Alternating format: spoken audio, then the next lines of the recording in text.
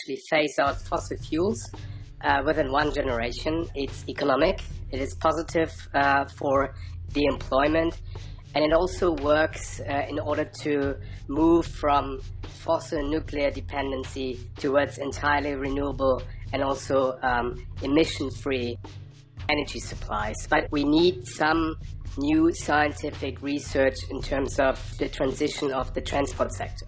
The transport sector is one that is rarely talked about. Transport energy, and especially oil for that matter, is not discussed as much as the rest of it. Do you think that we are any close to finding an alternative to oil? I would say that the power sector and the cooling and heating sector is relatively easy to replace with renewables.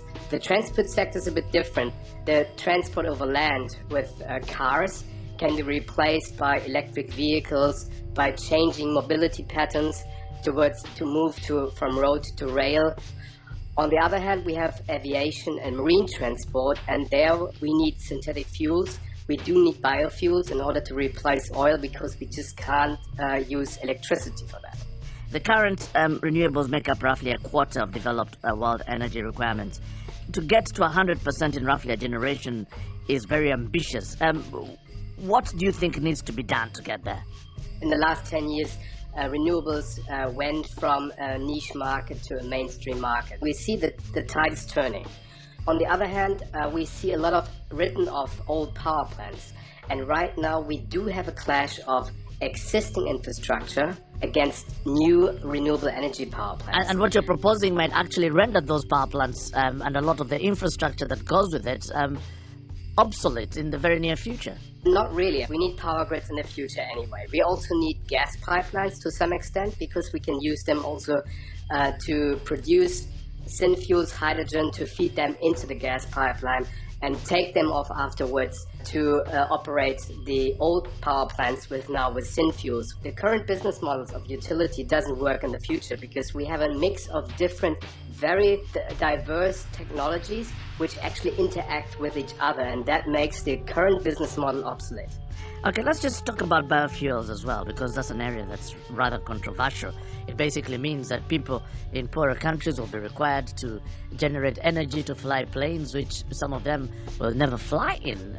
Those ethical issues, how are they to be addressed? We do have 10 different scenarios for 10 different world regions.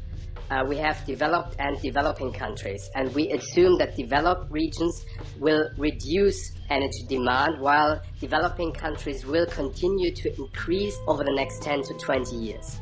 We have a very limited amount of biofuels available in terms of sustainability. So we need to use the biofuels for industrial process heat. That's aviation and that's shipping. It can be done. We can move from now to 100% renewables, but we do need a mix of different policy issues and technology issues. In terms of employment, our scenario creates 20 million more jobs. We need about $1 trillion per year more in investment, but we save, on average, another $1 trillion, a bit more than $1 trillion on fuels. And also, if you compare new renewable power plants with new fossil fuel power plants, that new renewables are actually cheaper.